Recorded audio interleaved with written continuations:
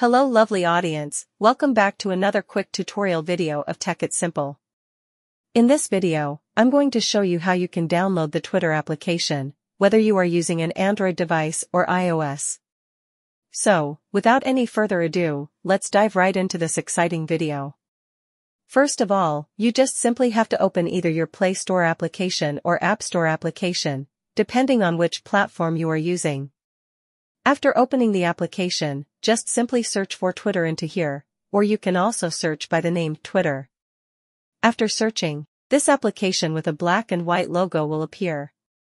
This application named Twitter used to be called Twitter, but now after rebranding it, it's called just Twitter.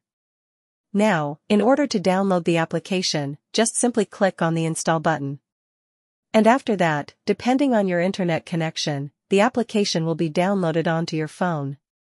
I hope this video was helpful for you. If yes, don't forget to like, share, and subscribe to the channel to never miss another update. Thank you for watching the video.